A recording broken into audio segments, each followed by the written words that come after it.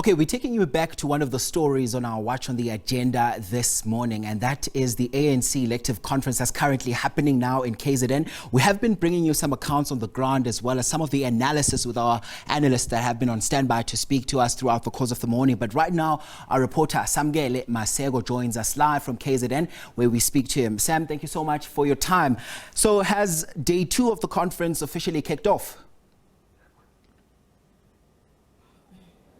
Indeed, day 2 of the conference has kicked off with the plenary resuming with a closed session. You'd remember last night, conference adjourned after the adoption of credentials, and they postponed essentially the delivery of the organizational report and the financial report to this morning. They also still have to nominate those who will be part of the officials of the province, where Sboniso Duma is going head-to-head with Sihlezi Galala for the position of provincial chairperson and Mtumseni Ntuli against Peggy Mtolo for the position of provincial secretary, and also former allies and former members of the particular perspective called the Talibans, Jomo Sbiya and Dr. Ntuthuko Mahlaba, who hails from the Amalahleni region, going head-to-head against one another for the position of treasurer. And also the deputy chairpersonship is also my colleague Ayanda Mhlongo will also assist me as we'll speak with her. Former allies KwaZulu-Natal and Nomakuku Simelani going head-to-head for the position of deputy chairperson. But just in layman's terms, the balance of forces towards the province, but most importantly, the province is grappling with issues of service delivery. Not just ANC's internal battles are at the top of the agenda, but basic necessities and service delivery issues. Yeah, certainly, Sam. But I think while we're here and we've seen that the delegates want to conclude this conference to elect their new leaders and move forward, it's interesting, as you say, once allies now coming head-to-head, what does that mean then internally for the leadership of the ANC? I mean, the ANC in this province has come through turbulent times. You note the divisions that have existed amongst the leaders. Is that something that we're going to see? They've been saying that they're working towards a unity, rebuilding the ANC. It's a process, they've said. I mean, that remains to be seen. But this is going to be a conference that will give a clear indication of whether or not they are able to put their differences aside and elect leaders that are going to take the ANC forward, but most importantly, as you're saying, that they're going to focus on service delivery. I mean, if you look at the challenges facing the people of KwaZulu-Natal across all areas, whether you're looking in the metro where we are, Sam, the challenges that exist here, service delivery challenges here in this metro, of course now compounded by the July unrest and the recent floods that were experienced in the province in April and May. But there are some areas, Sam, like for example Lutongati, that have been without water now for quite some time, over a year, and that was before the floods. And so one cannot say that some of the service delivery related issues are as a result of the floods. They've been there for quite some time. You know that in this very city, Sam, we are yet to appoint a city manager, and that is again is because of the fact that the ANC does not have the majority power in this metro. So these are the things that this new leadership of the ANC is going to have to deal with if they want to make any changes in terms of growing their support come the 2024 election. I was with you yesterday, last night in fact, when the National Treasurer the chairperson of the ANC, Sihlezi Galala, and the convener, Noktawe Mafu, spoke to the media last night. And one of the things that I think I picked up from what Paul Mashatile said was the fact that the ANC needs to disappoint those who are saying that it's over with the ruling party. But what does that mean? That means service delivery. I mean, you look around here, Sam. I mean, you and I have covered the conferences of the ANC, and you'd remember how hundreds of people would be coming out just to not members of the ANC, but people who are interested in what was happening inside. It would be packed, and this time around all you see is security and few members that have come here, but there is not that interest in what is happening inside. Is that a sign that people are now saying we are tired of the empty promises? That's a question, and these are things that the ANC members here are going to have to seriously think about. That is not just about the election of leaders, but it's going to be how then do they come out and they change people's lives. To attach names to the service delivery issues and the various areas and districts the way these leaders come from. I'll take Sihlezi Galala, for example. He comes from the Ilembe district municipality in Ndwedwe local municipality. You look at the service delivery issues in that specific area. Some areas don't have housing. There's no proper infrastructure such as housing, roads. Sometimes there's no water. You go to the lower south coast in the Uku districts where Siboniso Duma comes from. You look at the challenges within those specific areas of water as well, issues of housing, poverty, unemployment, underdevelopment. You go to the Herikwala district where Pegimtolo comes from. You come to eThekwini where Mtumseni Ntuli comes from. Then you also go up north. You go to Emalahleni where Dr. Ntutuko Mahlaba comes from. You go to the municipality where Sipho is from, those areas where the ANC has lost total control of those municipalities. How will these people whom have failed to deliver to all of their respective municipalities be able, if they are once again elected or the new leaders are elected, to take the province forward?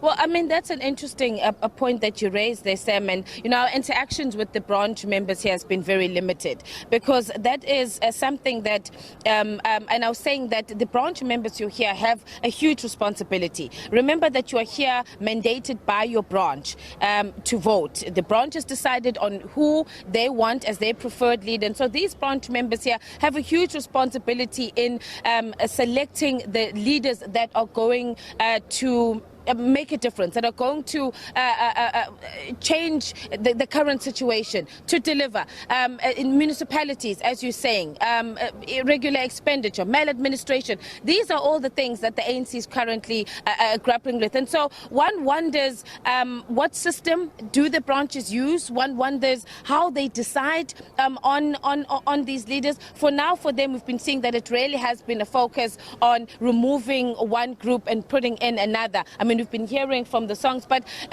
importantly, this is what the branch members who are here, who have the responsibility, they are going to be deciding for the rest of the members of the ANC. 240,000 members of the ANC. It's these 1,617 delegates that are here that are going to be deciding for them. Often or not, Sam, I mean, you see this. We go to conferences, you go, we had the eThekwini Regional Conference, which is one of the biggest conferences in the province of KwaZulu-Natal, being that it is the biggest region. And 2 days later, you then have a protest, you know, by ANC members in a particular area saying that they don't have, there's no water, there's no electricity, and other service delivery related issues. I think it's going to be a turning point as we see what the thinking of the ANC branches is, but more importantly, the thinking must go toward 2024. People on the ground, and I suppose just not only here in the province of KwaZulu-Natal, looking at the current situation, the recent fuel price, the cost of living, and specifically in this province, what has happened because of the July unrest. Thousands of jobs that are at risk, thousands of people that are now without jobs. The floods as well. Industries are still trying to rebuild, and people are at home without jobs, without direction. And there's a lot of unhappiness, there's a lot of anger outside amongst the communities. And so this is going to be the focus. This is what ANC delegates need to focus on in choosing their leaders. We'll wait and see, Sam, what direction do they take? On the two specific candidates for the provincial chairpersonship, Siboniso Duma, a civil engineer by profession within the engineering fraternity, has been a chairperson of the Portfolio Committee on Transport for a number of years. On the other side, of course, Sihlezi Galala spent most of his years in the ANC Youth League and in the structures of the ANC, has a history within public administration and political sciences from the various universities.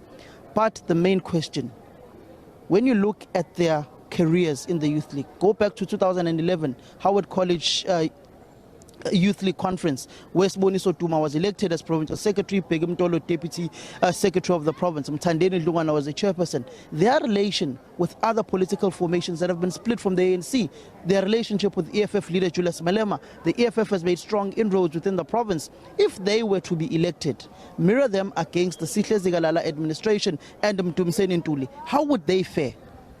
Well, listen, we're taking it, and I'm going to take it from what we've been hearing from, members of the ANC through our engagements with them, that they feel that the leadership of Sihle Zikalala has failed the ANC, in the sense that, just look at the situation regarding the state of municipalities and the losses in the last year's local government election. So from what we're hearing from the branch members is that they're basing it on that. They're basing it on the performance of the ANC to say that the leadership led by Sihle Zikalala has failed to grow the ANC in this province, has not done its best to unite the members of the ANC. And so they now want fresh leaders, young leaders that are going to come in and they say are going to focus on the issues at hand, are going to be able to focus on service delivery. One branch member, for example, was telling me that they feel that Begim Tolo has done well in the municipality where he's mayor, in the Kokstad municipality. Further to that, they're also saying that he's done well in bringing together members of the ANC that were divided, remember, in the Herigwala region, which led to a number of political killings. And this is the region where the late former Secretary General of the ANC Youth League, Sindiso Makaka, hails from, and the incidents, the political killings that took place in that region and the divisions there. And they're saying that Mtolo played a key role in uniting members of the ANC. And based on that decision, and based on that rather, they feel that he will be able to serve them best as the secretary, because what they want to see is Mtolo, who's been able to successfully unify a once very divided region, that being the Herigwala region, and they feel that he's going to be able then to bring together the ANC. Again, young people is another important factor for the ANC. As you know, Sam, the Youth League has been saying that it's time for the older leaders of the ANC to move aside and give the youth a chance. Siboniso Duma has moved up the ranks from the Youth League, and as you're saying, then moved on into the provincial legislature where he's had various roles. So this is also about bringing in young people into that mix. If you look at that that slate with Begim Tolo, with Siboniso Duma, with Nomakuku Smelane Zulu, with Dr. Ntutuko Mahlaba, young leaders, they've all come up from the ranks of the ANC Youth League, and branches here, members are telling us they want to give new leaders, young leaders, a chance to lead this organization.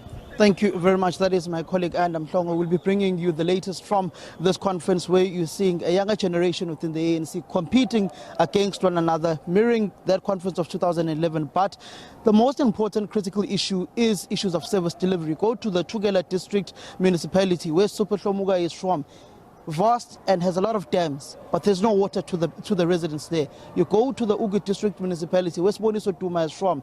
Triple challenges are prevalent in that area. You go to Elambe district, where Sihle Zikalala is from, a largely impoverished area with only suburban areas belonging to the greater KwaDuguza municipality. The rest is rural. You come to eThekwini, challenges where Mtumiseni Ntuli is from. You go to up north of the province in Emalahleni, where Dr. Ntutuko Mahlaba, various challenges as well. So the issues of service delivery remain the main issue for the residents of KwaZulu-Natal, as opposed to the internal wranglings and contestations of the ANC.